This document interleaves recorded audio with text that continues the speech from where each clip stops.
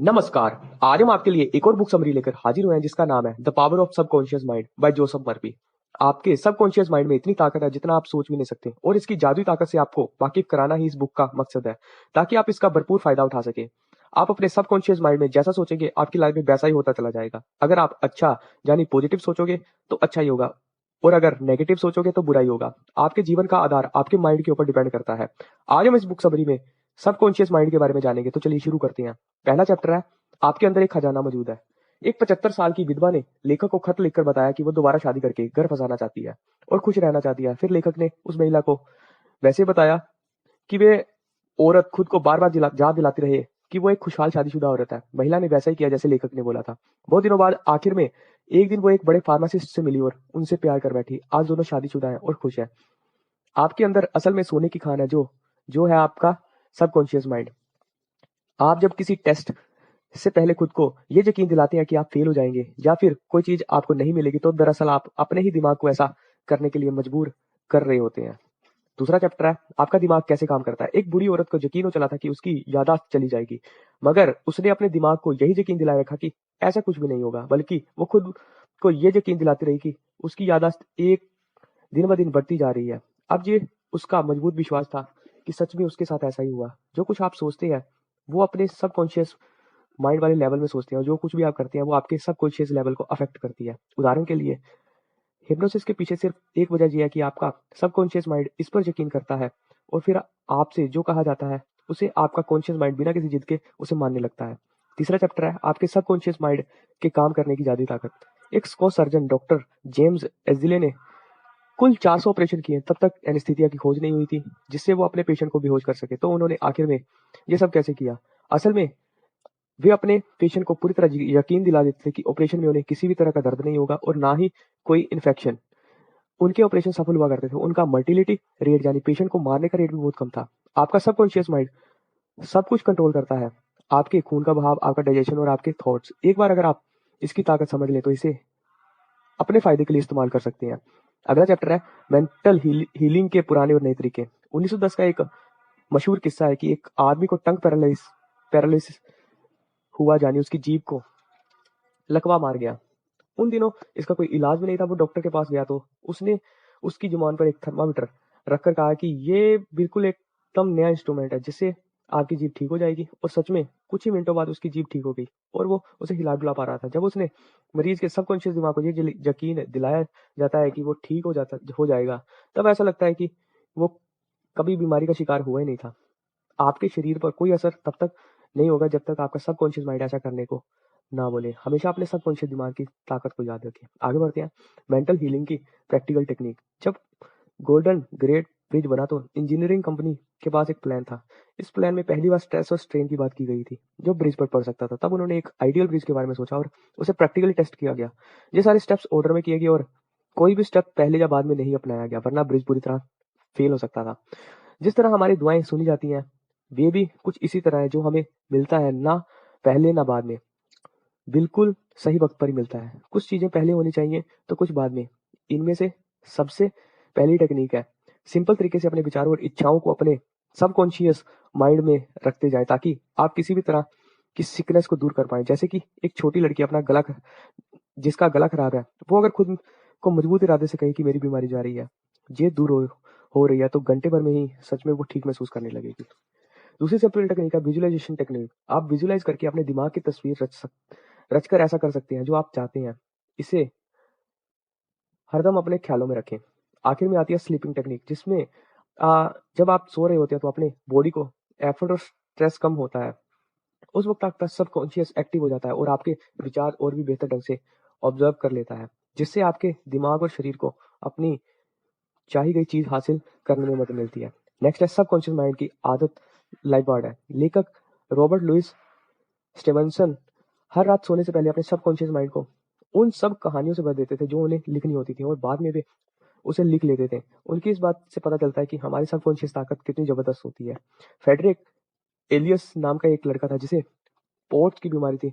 अपने बीमारी के दौरान वो प्रार्थना किया करता था कि वो ठीक हो जाएगा और उसकी प्रेयर काम आई और वो सच में ठीक होकर एक तंदुरुस्त इंसान बन गया। सोने से पहले वो इसी स्लीपिंग टेक्निक मेथड का इस्तेमाल किया करता था जो आपको पहले बताया गया है और ये तरीका काम आया। हर 11 महीने में आपकी आपकी बॉडी खुद को रिन्यू करती है, अपने नेगेटिव विचारों को पॉजिटिव में बदलिए, क्योंकि यही स्ट्रेस, यही स्ट्रीम ऑफ लाइफ है।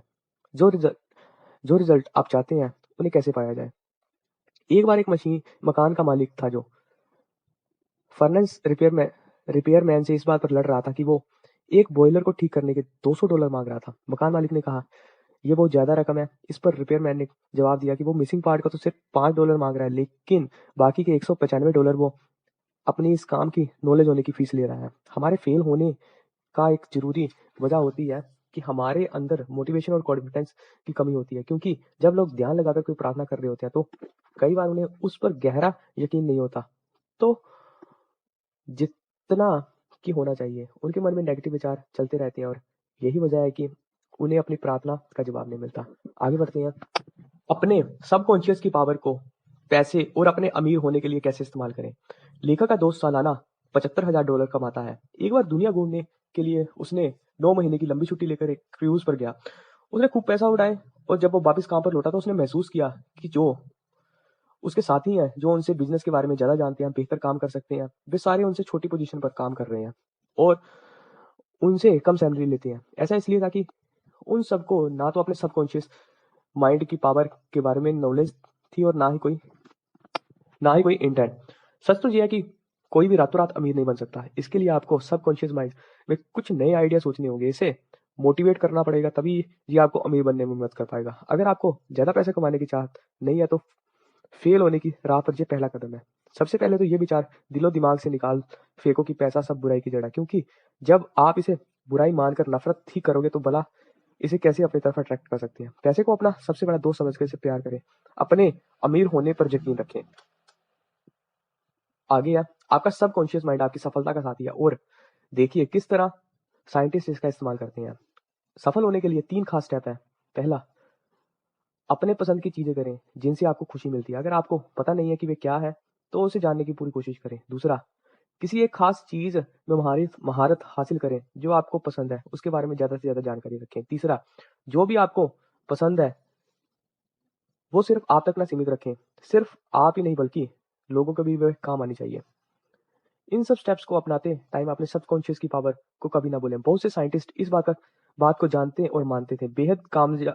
बेहद कामयाब इलेक्ट्रॉनिक्स साइंटिस्ट टेस्ला को भी जब कोई आइडिया आता था तो वो अपने ख्यालों में इसका इन्वेंशन कर लेते थे। उनका दिमाग इस पॉइंट तक पहुंच गया था कि किसी भी डिजाइन को इन्वेंशन होने से पहले ही उनके दिमाग में उस डिजाइन का परफेक्ट डिजाइन बन जाता था। इसलिए इन्वेंट करने से पहले ही वो डिजाइन इस तरह बनाते थे कि उनमें से कोई डिफेक्ट ना रहे, जिससे उनका पैसा और वक्त बर्बाद होने से बच जाता था। अगला चैप्टर है आपका सबकॉन्शियस और नींद, मैरिटल प्रॉब्लम और खुशियां। एक ऐसी टेक्निक है जिसे आप पर्सनली लाइफ में अपनाया जा सकता है। जब अगले दिन आपको कोई काम करना होता है तो ये डर रहता है कि मैं टाइम पर उठ नहीं पाऊंगा, तो दिमाग को यही यकीन दिलाई कि आप सुबह टाइम पर उठ जाओगे, तो आपका सबकॉन्शियस माइंड इसी पर काम करेगा और आप सुबह बिना अलार्म के टाइम पर उठ जाओगे। अपने सबकॉन्शियस माइंड की पावर को कभी अनदेखा ना करें। इससे न सिर्फ आपकी हेल्थ पर बुरा असर पड़ेगा बल्कि आपकी शादीशुदा जिंदगी पर भी। जब आप किसी से मोहब्बत किए बगैर सिर्फ पैसा, पोजीशन या अपनी ईगो के लिए शादी करते हैं तो ऐसा रिश्ता कभी सक्सेस नहीं होता। शादी का बंधन किसी भी चीज को ज्यादा स्पिरिचुअल होना चाहिए जहाँ दोनों पार्टनर से एक दूसरे की दिल की बात समझते हैं। अपनी शादीशुदा जिंदगी में गलतियों को दोहराना एक बहुत बड़ी निशानी है। अपने मन में नेगेटिव विचार भरे हुए हैं, अगर गलती हो गई है तो इसे स्वीकार करके आगे बढ़ जाए। हमेशा एक बात याद रखें कि शादीशुदा जिंदगी में परेशानी आना बेहद आम बात है, और इसके लिए एक्सपर्ट की सलाह लेने में कोई बुराई नहीं है। अपने रिश्ते को बचाने के लिए एक्सपर्ट की राय जरूर लें। पार्टनर और एक्सपर्ट के अलावा किसी तीसरे के साथ कभी भी अपनी मैरिटल प्रॉब्लम डिस्कस ना करें। आगे बढ़ते हैं। आपका सबकॉन्शियस माइंड और इंसानी रिश्ते, माफ करना, मेंटल प्रॉब्लम और डर।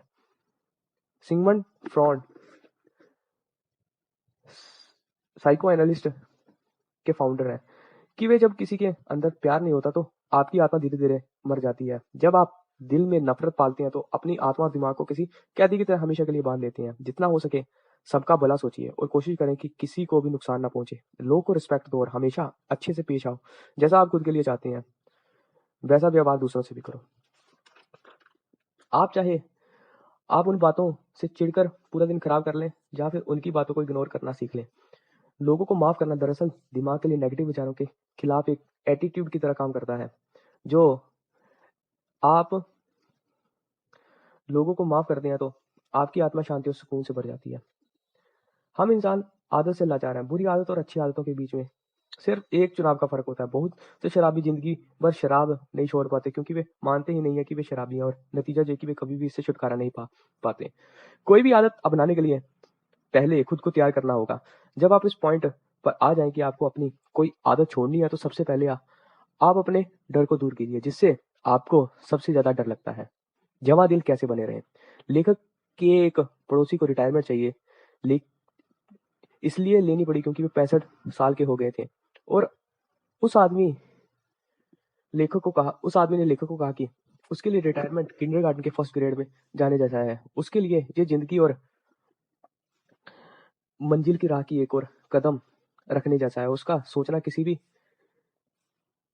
कितना सही है। उसे उम्र को इस तरह लेना चाहिए। उम्र का मतलब सिर्फ सालों का पड़ाव तय करना नहीं, बल्कि अनुभवों और समझदारी से अलग अलग पड़ावों को गुजरना भी है, और यही मरते दम तक चलाना चाहिए। जिन्हें मरने से डर लगता है उन्हें अक्सर ऑर्गन फेल हो जाते हैं। वे उम्र के नेचुरल प्रोसेस को समझना ही नहीं चाहती, इसलिए मरने से डरते हैं। जब डर उन पर हावी हो जाता है तो उसके सबकॉन्शियस माइंड में नेगेटिव विचार जमा होने लगते हैं, जो अपने साथ बहुत सी बीमारियां लाते हैं। इसलिए लेखक ने अपने सबकॉन्शियस माइंड के पावर को बेहद ही शानदार तरीके से समझाया, जिसे हम अपनी लाइफ में अपनाकर एक अच्छी से अच्छी खुशहाल जिंदगी जी सकते हैं।